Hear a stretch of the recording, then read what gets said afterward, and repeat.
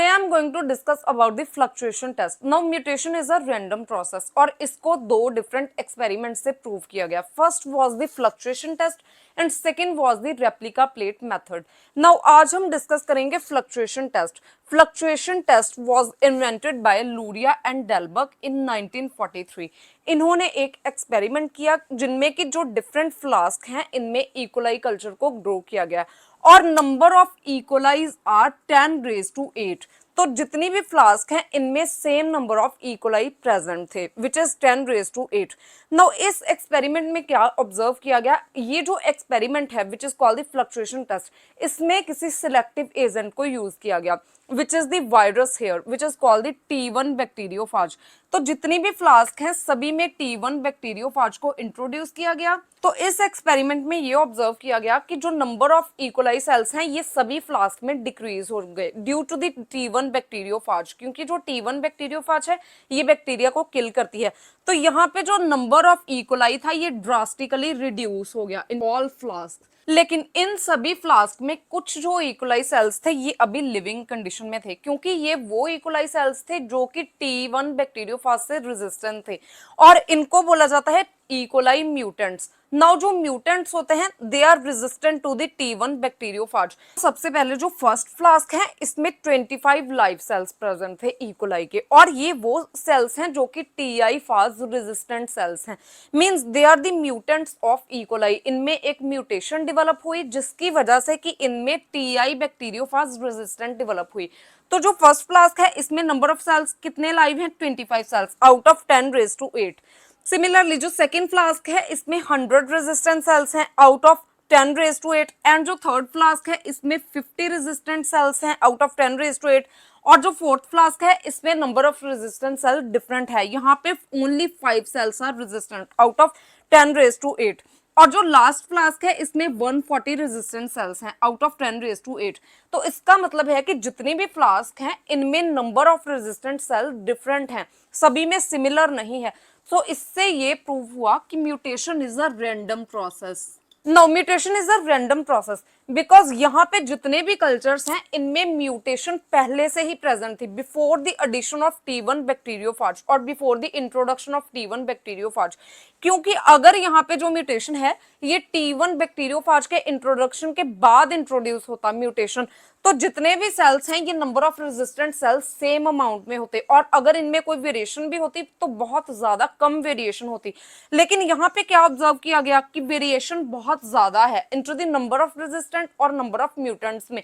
सो इससे ये प्रूव हुआ कि mutation is a random process और ये T1 बैक्टीरियोफाज की इंट्रोडक्शन के पहले ही सभी कल्चर में प्रेजेंट है. इसीलिए जो जितने भी कल्चर हैं इनमें पहले से ही म्यूटेंट प्रेजेंट है और सेम अमाउंट में यहाँ पे T1 बैक्टीरियोफाज को इंट्रोड्यूस किया गया है. तो यहाँ पे नंबर ऑफ म्यूटेंट डिफरेंट है, इसलिए यहाँ पे जो रेजिस्टेंट है ये डिफरेंट सेल्स में आ रही है, डिफरेंट नंबर ऑफ सेल्स में आ रही है. यहाँ पे जो म्यूटेंट का नंबर है ये डिफरेंट है, इसलिए यहाँ पे रेजिस्टेंट सेल जो है इनका भी नंबर डिफरेंट है. और ऐसे सभी जो कल्चर्स हैं इनमें नंबर ऑफ म्यूटेंट्स जो हैं ये डिफरेंट है, इसीलिए यहाँ पे जो T1 रेजिस्टेंट सेल्स हैं ये डिफरेंट आ रहे हैं. So each culture contain different number of resistant mutants. So mutation is a random process. क्योंकि अगर यहाँ पे जो म्यूटेशन है ये एक नॉन रैंडम प्रोसेस होता तो जितने भी नंबर ऑफ म्यूटेंट यहाँ पे आ रहे हैं सभी कल्चर में ये सिमिलर आते. मींस अगर यहाँ पे 25 है तो सभी जो फ्लास्क हैं इनमें 25 नंबर ऑफ म्यूटेंट्स ही आते. लेकिन यहाँ पे नंबर ऑफ म्यूटेंट और नंबर ऑफ रेजिस्टेंट सेल्स ये डिफरेंट है, इसलिए जो म्यूटेशन है it is a random process.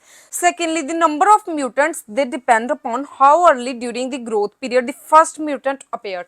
इसका मतलब है कि जब एक बैक्टीरिया की ग्रोथ होती है, सपोज जो इकोलाई है ये 10 आवर्स में ग्रो कर रहा है, तो अगर जो फर्स्ट म्यूटेशन है ये फर्स्ट आवर में ही, फर्स्ट आवर ऑफ ग्रोथ इसमें ही जो फर्स्ट म्यूटेंट है ये अपीयर हो जाए तो जो नंबर ऑफ म्यूटेंट्स होंगे ये बहुत ज्यादा होंगे. That means the mutation, if the mutation occur during the early generation और early growth period then the large number of mutants will be present in culture. और सेकेंडली अगर यहाँ पे जो ग्रोथ पीरियड है इसमें लेट ग्रोथ पीरियड के दौरान जो म्यूटेशन है ये डेवलप हो तो जो नंबर ऑफ म्यूटेंट्स हैं ये बहुत कम होंगे. विच मीन्स कि अगर यहाँ पे जो म्यूटेशन है ये 9 आवर्स पे डेवलप हो जो फर्स्ट म्यूटेशन है, तो इससे जो नंबर ऑफ म्यूटेंट्स हैं ये बहुत कम होंगे. So that's why if the mutation occurred during the late growth period, then the number of mutants it will be less. तो अब यहाँ पे इस एक्सपेरिमेंट में क्या दिखा कि जो कुछ ऐसी फ्लास्क हैं जिनमें की नंबर ऑफ म्यूटेंट्स ज्यादा हैं और कुछ ऐसी फ्लास्क हैं जिनमें की नंबर ऑफ म्यूटेंट्स कम है। नाउ इनमें जो सबसे ज्यादा नंबर ऑफ म्यूटेंट्स हैं ये इस फ्लास्क में, लास्ट फ्लास्क में है। तो इसका मतलब है कि जो लास्ट फ्लास्क है इसमें जो म्यूटेशन है ये अर्ली जनरेशन में डेवलप हुई थी, इसलिए यहाँ पे जो नंबर ऑफ म्यूटेंट्स हैं ये ज्यादा है। उसके बाद सेकंड जो फ्लास्क है इसमें इससे थोड़े कम नंबर ऑफ म्यूटेशन है। तो इसका मतलब है कि यहाँ पे जो म्यूटेशन है ये इससे थोड़ा लेट डेवलप हुई थी, during the late period of growth.